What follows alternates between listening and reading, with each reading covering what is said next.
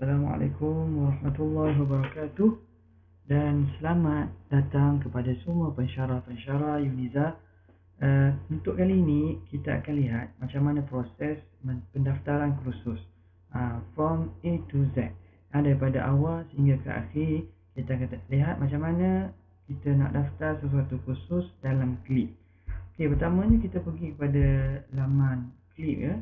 Anda boleh akses laman Clip itu sama ada melalui portal Uniza, melalui portal ada, melalui nama web Uniza pun ada, sehingga kita sampai kepada ruangan ini. Di sini ada dua pilihan, jangan bertukar. Kalau beginilah laman depannya, maka ini laman Clip yang merujuk kepada subjek-subjek universiti.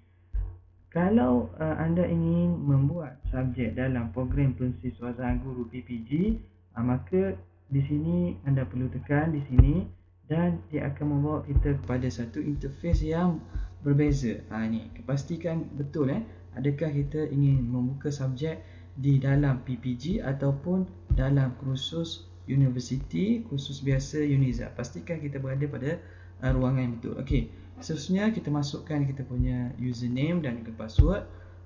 Terus tekan kepada login.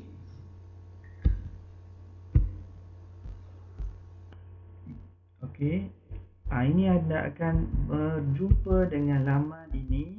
Pada mula-mula anda masuk, pensyarah semua akan mendapati bahawa laman ini ada. Seterusnya, kalau kita ingin mendaftar kursus baru, kita terus scroll ke bawah lagi, dan pada course kategori di sini ada pilihan request a new course. Tekan di sini dan dia akan bawa kita kepada ruangan ini, laman ini. Terus kita turun scroll ke bawah lagi, dan di sini ada button request a course. Kita tekan dan kita masukkan maklumat-maklumat mengenai kursus yang kita nak daftarkan itu.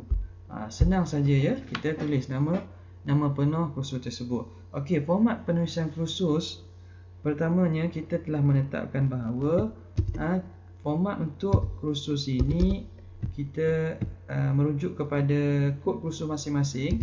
Pastikan kod kursus itu ditulis dengan huruf besar, titik bertindih, huruf besar, okey, titik bertindih. Kemudian nama kursus pun pastikan dengan huruf besar. Sekejap, pastikan nama kursus kita pun dengan huruf besar. Okey, Clip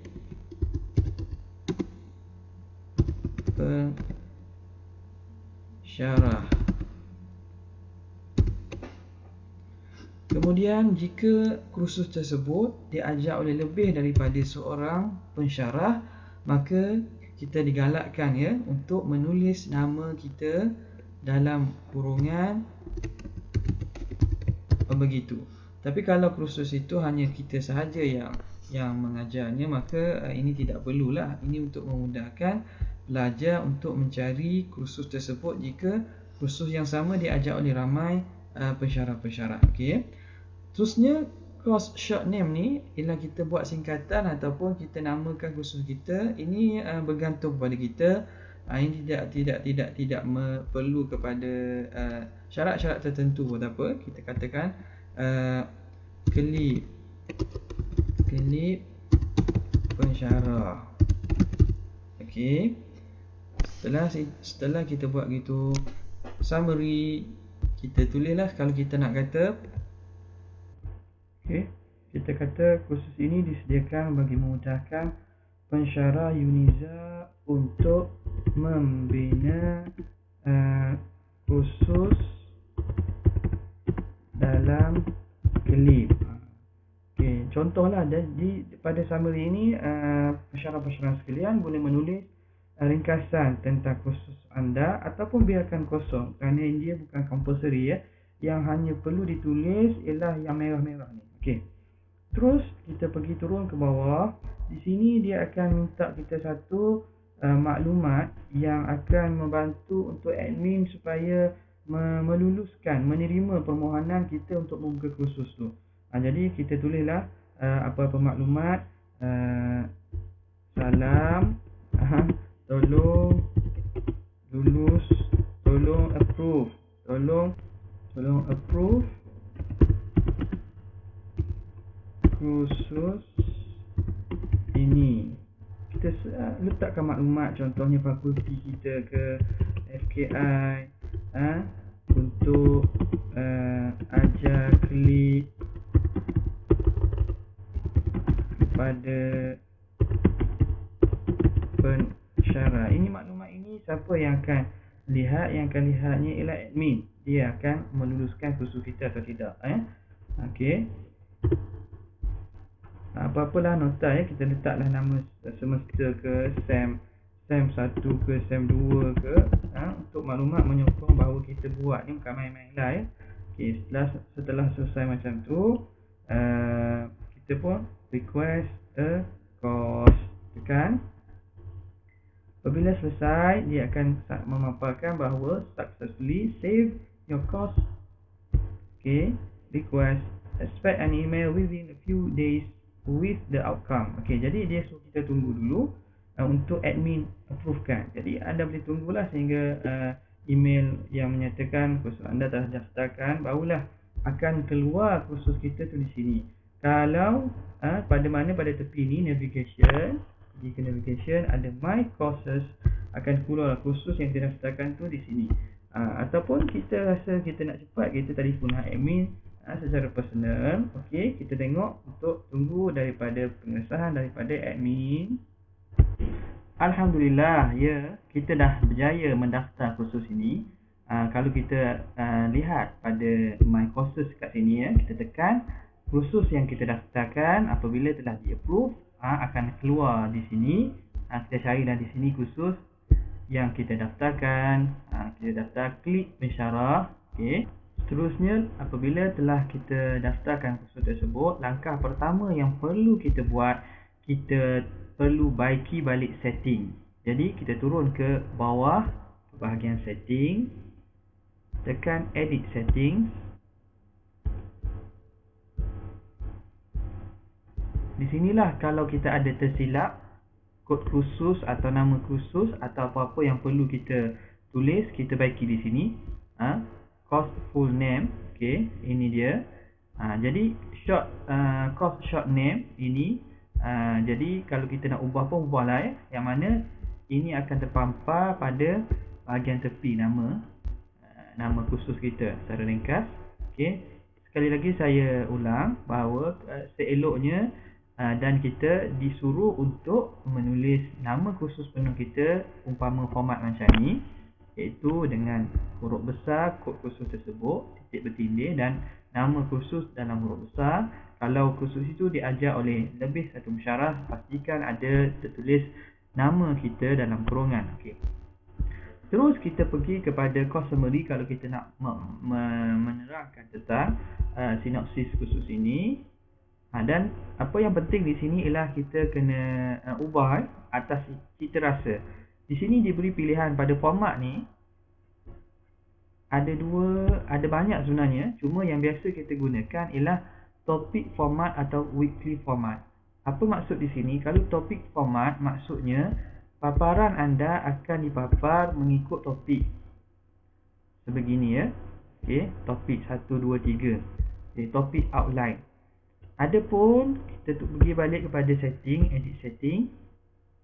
Kalau kita pilih mode paparan format itu kepada weekly format, maka paparan depan untuk kursus kita akan berbentuk mingguan. Dia akan bagi ikut minggu ya. 2 Oktober hingga 8, 9 Oktober hingga 15. Jadi apa yang bezanya di sini, kadang-kadang mungkin pengajaran kita tidak terikat pada minggu, dengan maksud kita ingin menyediakan bahan mengikut topik. Jadi yang lebih sesuainya di situ kita gunakan settingnya format topik format. Tapi kalau kita mampu atau bahan kita sediakan dalam bentuk minggu, berdasarkan pembahagian minggu, maka mungkin kita boleh pilih weekly format ya. Jadi pilihannya di sini di format. Yang dua lain ni boleh juga kita pilih, tapi jarang lah kerana kurang kesesuaiannya. Number of topic ataupun weeks, jadi biasa kita pilih 14 atau bergantunglah kalau kita ingin ruangan yang besar ataupun topik ataupun week yang banyak, kita pilihlah. Tapi kerana biasanya kita ada 14 minggu je, kita tekan 14 atau bergantung kepada topik yang kita akan ajar. Okey, di sini kita perlu meletakkan bila course start date. Kita contohnya kita start letak pada hari ini, atau boleh kita letak pada tarikh terdahulu pun tak apa. Setelah kita mulakan, contohnya untuk STEM baru ini, kita kata kita mula pada bulan 9 pada 7 hari bulan 9 kan. Okey, jadi dia akan letakkan subjek ini bermula pada 7 bulan 9. Jadi kalau kita letak topik berdasarkan minggu, format berdasarkan minggu, maka 14 minggu lah dia akan mula daripada 7 September. Okay. Yang lain kita biarkan default sebagai sedia kala. Okey, show grade book to student ini memberi peluang untuk pelajar melihat markah grade book mereka. Adakah kita nak benarkan, kita tekan yes, atau kita kata biarkan no kalau kita tidak ingin pelajar itu dapat melihat markah mereka ya. Okey, activity report pun kalau kita tekan yes, maka dia akan tunjukkan laporan aktiviti, logging apa yang kita buat, kita log ke, kita post untuk forum ke. Okay, maximum upload size biasanya saya akan ambil yang paling tinggi lah ya. Pada bahagian guest access, allow guest access di sini kita apa maksudnya di sini? Kalau kita tekan yes, maksudnya setiap orang boleh akses pada course kita tanpa perlu enroll untuk subjek ini. Jadi kalau kita inginkan itu, kita tekankan yes. Kalau tidak, kita nak strict kepada orang yang enroll saja, kita boleh pilihan kita ya. Dan kita boleh letak password di sini. Jadi siapa yang ingin untuk masuk pada subjek kita, dia perlu menulis dan menaik password. Contoh kita kata 1, 2, 3, 4 passwordnya. Jadi untuk mengakses kepada kita punya subjek, pelajar ataupun sesiapa yang di luar sana kena type password ini ya. Okay, unmask untuk kita tengok apa password yang kita tulis ya. Okay, saya biasa biarkan kosong. Saya buka subjek untuk semua lah kebanyakannya. Okay, kalau kita nak restrict kan, kita letak password ya. Group, okay, group ni satu function yang kita boleh guna. Ada pelbagai group mode. Sama ada kita nak bagi dua kelas tersebut separate groups, maksudnya kelas A dan kelas B, dan masing-masing kelas A buat kerja, kelas B tak nampak, kelas B buat kerja, kelas A tak nampak. Kalau visible group, masih kita bahagikan kepada dua kumpulan contoh, dan kumpulan A buat kerja, B boleh nampak, kumpulan B buat kerja, A boleh nampak. Itu maksud di sini ya. First group mode, ini kalau kita tekan yes, maksudnya setiap daripada aktiviti kita akan jalankan berdasarkan kepada group. Kalau kita no, kita boleh nanti tukar function dalam setiap aktiviti tersebut. Okay. Terus kita pergi kepada availability. Okay, this course is available to students. Maka kita tekan untuk ni. Lain tu kita biarkan default macam itu. Ini kalau kita ingin tukar lah, nak rename balik, nak tukar nama, kita boleh tukar manager sebagai pengarah, teacher sebagai guru dan seumpamanya. Terus kita pun save changes dan segala editing yang kita buat tadi akan disimpan. Jadi kita mula pada 7 hari bulan September kerana kita pilih topik dan kita pilih format mengikut weekly format. Kalau kita ingin tukar kepada topik format balik, maka kita pergi di sini, kita pergi pada edit setting, kita pergi pada format, kita pergi pada format, kita tekan topik format, kemudian turun ke bawah, kita save changes. Kita akan dapat lihat perubahan yang berlaku. Dia dah tak ada tarikh minggu-minggu, hanya diberi nombor menunjuk pada topik. Okey, itulah cara kita nak mendaftar dan juga menyiapkan ruangan e-clip kita. InsyaAllah bertemu akan datang. Assalamualaikum warahmatullahi wabarakatuh.